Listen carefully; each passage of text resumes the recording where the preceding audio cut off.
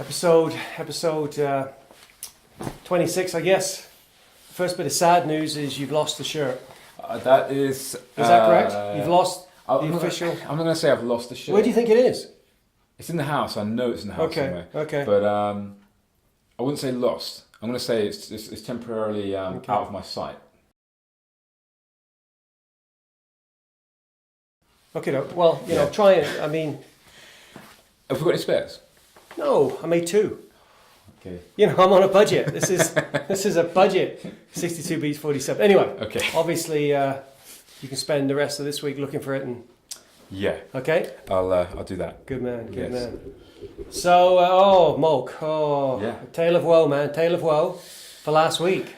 Last weekend. Because we weren't well, and before that, so we didn't. It's been 2 weeks since our last. Yeah, we missed last week. Yeah. I was going to say last confession, but 2 weeks since our last meeting. Put up again. Yeah, no, that's right. Yeah, that's right. It sometimes feels like I'm in a confessional, but no. And well, since then, so last Wednesday, I was doing an interval. You know, the interval training in preparation for the Edmonton Half Marathon. Yeah. Very excited. About 3/4 of the way through that session, I started to feel kind of a knot in the back of the left calf. And, you know, okay, run through it, you know, maybe it'll come, maybe it'll go. Anyway, got to the end of the session, still there. Tried to roll it out the next day, wouldn't go. And so headed up to Edmonton. Yep, Saturday. On the Saturday, and I wasn't sure. I picked up my race package, you know, make sure everything was, I sort of gave myself that option. But the next morning at 7 o'clock, I went out, tried to just run just down the street, and no good. So I had to do a DNS. Yes. Okay, so let's talk about terms. DNF did not finish. Yes. Correct? Yes. DNS did not start. Right. Yeah. And it was a tough call, Malc. Well, you were. I mean, we talked about it, right? Yeah, and it's not my call at the end of the day when it gets to that. It's 100%. But did you think? What do you think of the call? Yeah, I just support whatever you do. So, yeah. Good non-committal, that's good. Yeah, good. Well, yeah, you know, we know where you stand on it. Yeah, I mean, my thinking, this is my logic, all right? So I'll throw it out there. And I think it probably applies to a lot of runners. So you got to make a decision based on several factors. You know, one was I had this issue. Okay, could I finish the half? Yes. There's no question, okay? Right. But there's the other consideration was I've still got 4 races to go in this race season. Yeah. I've got the Dino Dash 10K in September, the Marathon of Afghanistan in October, the Last Chance Half in November, and the California International Marathon in December. So I still got 4 to go. Yeah. And, you know, for me to try and run the half, with this in my mind, trying to beat a PB, I just didn't want to make it worse. Sure. Yeah. And we can sit here now and say no problems today. Well, okay. So, let's carry that through. After you give me the huge backing of what I did, that was great. Then on Tuesday, I went to the Proactive Health and NOLA. One of the massage therapists gave me a session of cupping on this leg. And I had that done before a couple of years ago, and it worked really well. And I tell you, a lot of pain. I'm not good with that kind of pain, but the cupping really, from what Nola said, really brings blood back to the fascia and the muscles. Maybe make comment on cupping for some of our folks who haven't used it. Yeah, I'll give my view of it, which is not the expert view because I'm not a physiotherapist. But do you know about it? Yes. Okay. So have you had it done? I have myself, and I've stood and watched it done to other people before. Okay. So yeah, it is essentially using a kind of like an air suction effect, if you like, just to pull on the fascia that surrounds the muscle tissue. Right. And just obviously by pulling on that really hard and then releasing it. Yeah. On the release, the body's then going to send a lot of that local blood supply straight to that area. Straight to the area, yeah. So you're going to hyper supply the blood to that area very, very quick. Not to mention the fact that you actually physically work. That's right. She was working on the knots and in the muscles. And in fact, you know, it's used by Michael Phelps, the legend. And look what he's done. Absolutely. Right? I mean, say no more.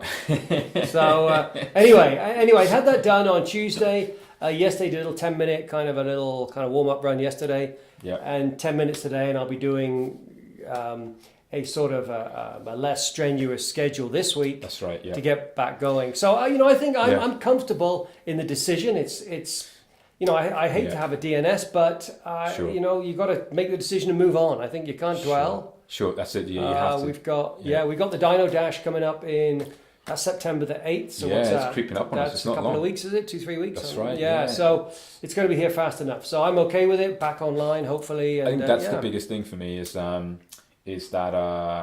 the potential downside of running on Sunday, just gone, is that you get kind of stuck in a rut with nursing an injury after, and then before you know it, Dino Dash is gone and it's gone basically, and you haven't run that race.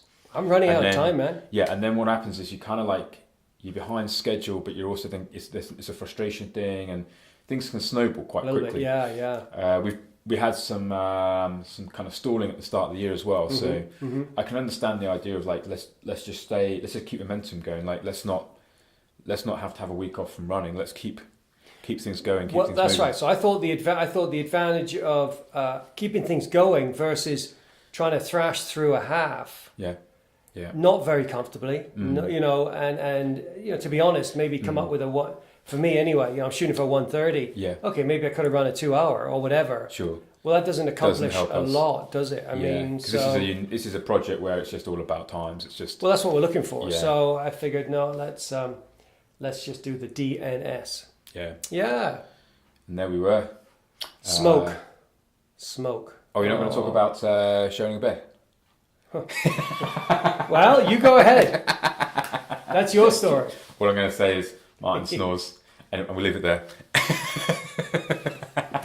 Well, at least you had a bed. I was very lucky. At least you had it. You weren't. There was no room at the inn. Yeah, I was really lucky. And you came a knocking, buddy. And Martin was very kind. I think take what you can get when you're. Absolutely, yeah. It was that or the car. I was actually going to sleep in the car on Saturday night. Yeah. So no, I think we won't go there. Okay, I think that was good. But on the running side again, outside, huge challenges this summer with the smoke. I mean, even in Edmonton, I talked to John Stanton, and it was touch and go whether the race was going to go ahead. Yeah, it really was. There was at least 3 emails came out during the week from the guy Brian, organising the race, and it was to try and stop any panic and stop people pulling out at the last minute, because it didn't look good. Even on Saturday morning, it didn't look good there, and then it just suddenly cleared up for the race. Yeah, so it's and it's an issue. We're back this morning again with a weather advisory, and so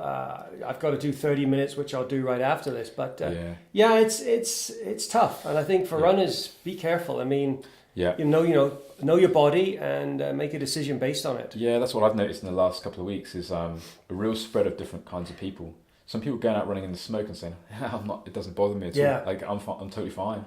And then other people are really sensitive and they're saying, I can sense it straight away as soon as I'm 5 minutes of running. So there's a real spread of different reactions to it. But and then we're back to what we do in the winter, which is say the treadmill can be a brilliant training instrument. Then, indoors, at least some sort of semi-purified or cleaned air, and you can just knock out the kilometers on the treadmill. Yeah, that's right. Yeah. That's right. So I mean, normally we think of the treadmill for the freezing rain and terrible winter conditions. Well, here we are now in the summer with this smoke, and I mean that's definitely an option. So far, I haven't had to use it, but absolutely I will if it's just too much. I mean, I'm not. It's oppressive, and for me, I'm not a fan of the heat either. So hot, smoky weather is not my choice of running. It's difficult. I mean, you just get years like that. If you're in a sport long enough, you can almost go back and remember those years later on, because they are you just have those kind of years. And this has been one of those years where there was a long winter here.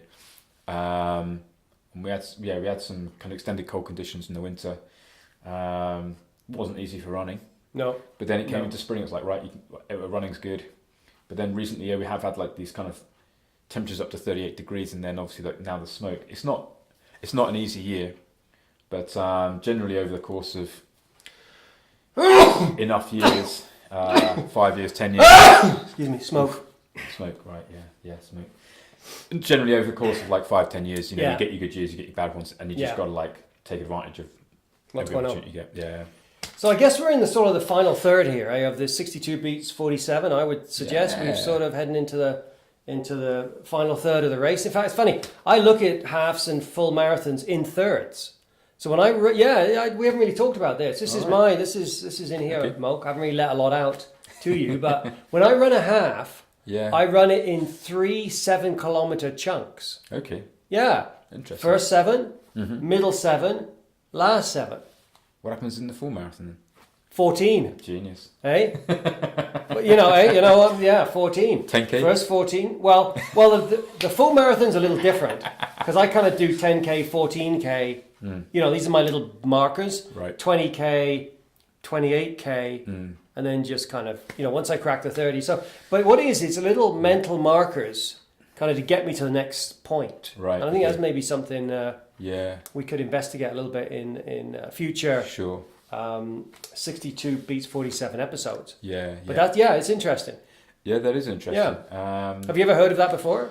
Not specifically thirds. I've sort of like, different people I've heard their different strategies. Yeah. And some fixed, some more loose, kind of like. Okay. But that's interesting. Yeah. I mean, a classic one as a coach is you often say to people, I often say to people, depending on the race distance, let's say it is the marathon, for example, that, the first few Ks, just get into the race. Yeah. Just get your head into the race, but get your body into the race as well and get a rhythm going.